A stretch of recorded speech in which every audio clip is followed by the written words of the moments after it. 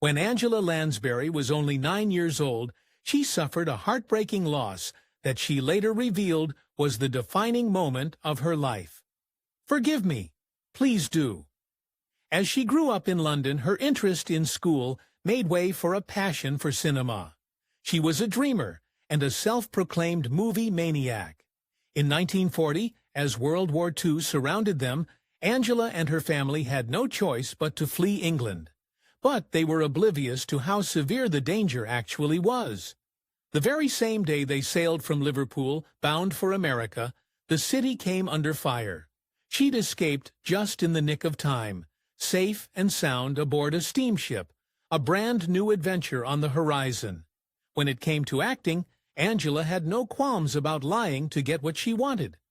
Her mother, Moina, was also an actress, and while she was working in a Canadian production, Angela found herself in Montreal.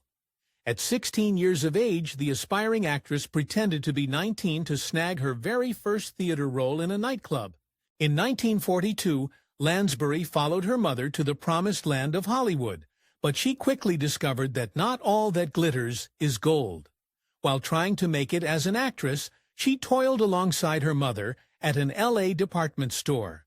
However, when her mother got fired, life got even harder. The entire family depended on Angela and her meager $28 a week.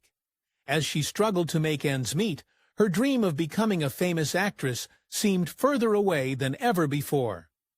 In a world obsessed with Rita Hayworth and Lauren Bacall, Angela Lansbury wasn't quite like the seductive sirens that were all the rage in Hollywood. What few auditions she did manage to get only ended in disappointment.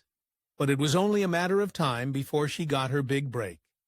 Angela's mother knew how to throw a party, and it was this flourishing social circle that got her foot in the door. At one of these infamous socials, Angela met the scriptwriter for 1944's Gaslight, John Van Druten, and he put in a good word for her. It was a golden opportunity, destined to transform the 17-year-old's life forever. The film was a huge success, and suddenly Angela had a 7-year contract with MGM, a salary, and an Academy Award nomination. Her world had turned upside down in the best way possible. There was no slowing down. Her next few films continued to build her reputation. Lansbury first set eyes on actor Richard Cromwell when she was just a young girl collecting fan magazines.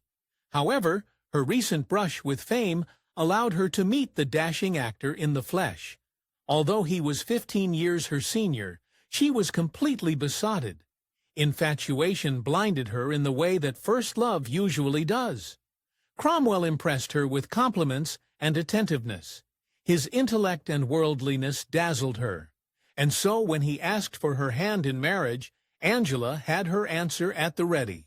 For exclusive perks like early access to new videos, priority replies to your comments, and to have your say on future content, consider becoming a Factor Nape member. On top of that, your support helps keep the channel going.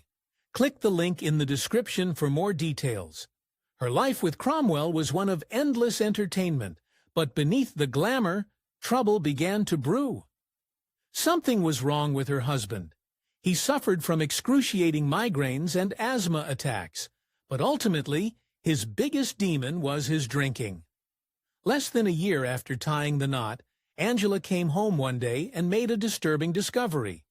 Her husband's car was gone, and his closet was completely empty. That's when she found a chilling note sitting on the piano. It said, "I'm sorry, darling, I just can't go on." She had no idea why Cromwell had decided to desert her. In the months that followed, she began to blame herself for her husband's betrayal. It had completely shattered her self-worth. Desperate to get to the bottom of what happened, she contacted her husband's psychiatrist, who assured her that it wasn't her fault. After that conversation, she finally had her answer. Her husband was gay. She surmised that Cromwell had only married her in an attempt to change his own romantic preferences. Clearly, he had failed spectacularly. After having her heart broken into 1,000 pieces, this revelation changed the young actress irrevocably. Only 5 months after the divorce went through, fate stepped in again. She'd been invited to act her Hard Hatfield's star-studded party in Ojai Valley. When she insisted she wouldn't be able to make it because she didn't have a ride, Hatfield came to the rescue. He knew a dashing, aspiring actor that could drive her there. When Peter Shaw drove up in his rented car, Lansbury couldn't believe her eyes.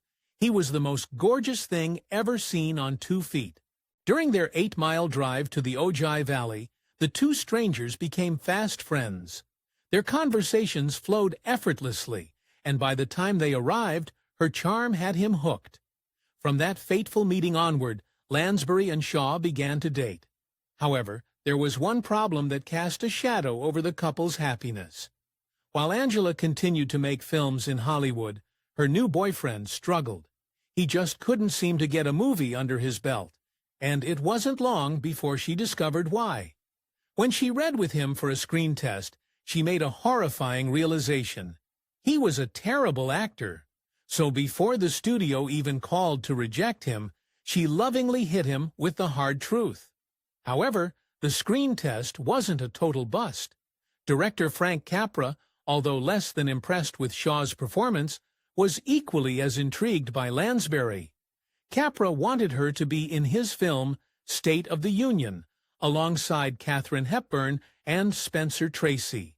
This was an incredible opportunity she couldn't turn away from.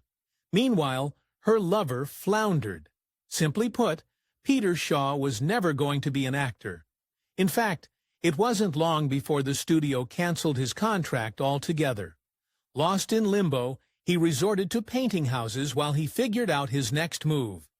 Finally, he settled on becoming a talent agent, representing other actors. After healing from her first disastrous marriage, Lansbury was finally ready to become a wife all over again. On August 12, 1949, the couple tied the knot, and after a relaxing honeymoon in the south of France, it was time for Lansbury to get back to work.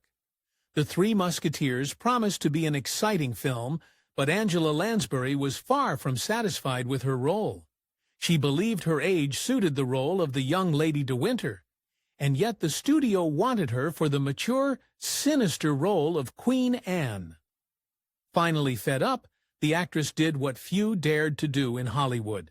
She strolled into Louis B. Mayer's office to state her case, telling him the role she truly wanted to play. His response was a painful wake-up call. In her autobiography, this was the moment she realized that she would not go to the top of the class at MGM. As meteoric as her rise to fame had been, Lansbury now experienced a disheartening decline. She certainly felt the dismal quality of the roles coming in. Sensing an imminent end, the actress decided to cut the cord before she got shut out entirely. In 1952, Lansbury left MGM for good. While the future seemed dark and uncertain, this wasn't the end of the road. The very same year she left MGM, she took on another daunting new role. She gave birth to her first child, Anthony. With a growing brood and no film contract to speak of, her career was at an all-time low. After giving birth to her daughter Deirdre in 1953, Lansbury became a freelance actress, but it only dug her into a deeper hole of disappointment. According to her, Hollywood made her old before her time. Even in her 20s, many people assumed she was in her 40s based on the character she played. It was a curse that continued to stalk her, but that wasn't her only source of melancholy. She doted on her children, and more than anything wanted them by her side. But as much as she tried to put them before her career, she couldn't deny the truth. Her work often took her far and away from them for extended periods of time. In 1966, Angela got her first big break on Broadway with her performance in Mame. It was the kind of role she'd always dreamed of. While working with MGM, she'd watched musical actors like Gene Kelly and Leslie Caron in rehearsal, yearning to be a part of it all. She had never sung and danced while playing a leading role, so she had to prove herself in a big way. Lansbury stole the show. At 41 years old, she'd finally bagged her first starring role, and to go with it, she took home a Tony Award for Best Leading Actress in a Musical. The reviews were a welcome burst of light that bolstered her wavering self-esteem. Angela had reignited her career, but sadly it wasn't enough to turn Hollywood's head. When the actress learned that Mame was being adapted into a major film, she got her hopes up, only to have them dashed into a million pieces. She wanted the role so badly, but it went to Lucille Ball instead. The 60s were a strange time for Angela Lansbury. On one hand, she cleaned up on Broadway and catapulted to renewed fame, but on the other, her family life was in shambles. While busy entertaining her audiences, Lansbury's children had gotten caught up in the counterculture of the 1960s. Both of them struggled with drug addiction. Anthony in particular was extremely troubled, and in 1970 he overdosed and ended up in a coma. Although utterly distraught, Lansbury had another problem to deal with. Danger also came for her daughter, Deirdre. Deirdre had fallen in with the worst crowd possible. She'd become entranced by the infamous cult leader Charles Manson. In the midst of all this chaos, Lansbury's Malibu home caught fire and burned to the ground. It was the final straw. Around this time, she had starred in a play that flopped. The musical Pretty Belle was described as a complete and utter fiasco. Even Lansbury confessed that her performance was abysmal. This, on top of her troubled children and devastated home, caused her to make one of the most drastic decisions of her life. She wrangled her family together and ran for the hills, taking refuge in Ireland. Settling in a farmhouse in the rural County Cork, she poured her heart into rebuilding her broken foundation. Lansbury's life in California was like a nightmare she longed to forget. In fact, the actress took an entire year off, acting to be with her children, as they recuperated from their addictions. Many years earlier, she'd kicked her own terrible habit. Lansbury had smoked heavily for most of her life, and had finally quit, just as her own children had fallen victim to vices of their own. Fortunately, the move to Ireland made all the difference. Her children did recover, and even prospered. By the mid-70s, Angela had finally tired of making musicals, but when she went for a Shakespearean role in Hamlet, it ended badly. She received lukewarm reviews and hated the role. In 1975, she got the news that her mother had died in California. The last decade had been an undeniable whirlwind, and it seemed that life always had a curveball in store for her.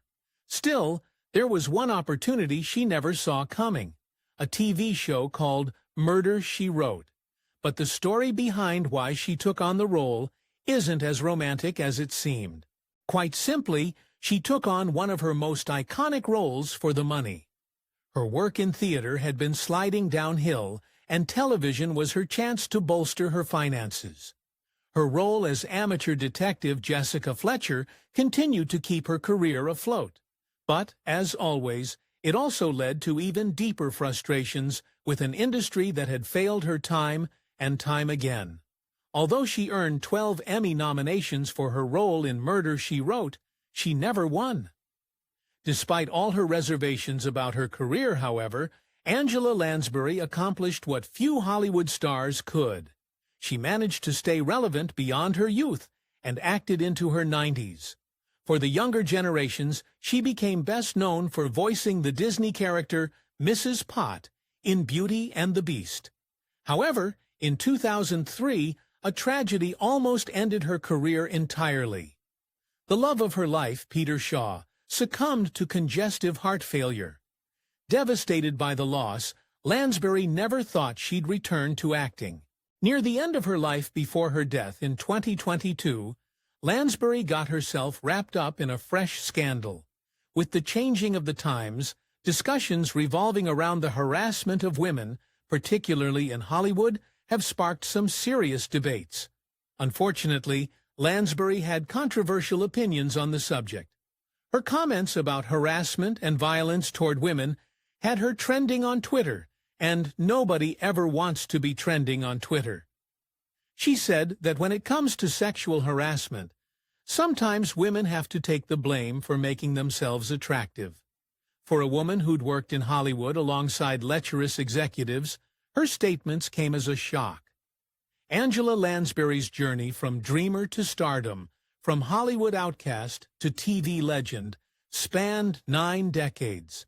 But it all began with a stunning tragedy. When she was only 9 years old, her beloved father succumbed to stomach cancer, leaving Angela drowning in grief. In remembering the loss, she called it the defining moment of her life. She said, "Nothing before or since has ever affected me so deeply." If you enjoyed this Factinate video, give it a thumbs up and subscribe for more incredible stories. If you want to see who we cover next, join our membership program through the link in the description for exclusive perks. Your support means everything to us. Thanks for watching, and we'll see you in the next one. Bye.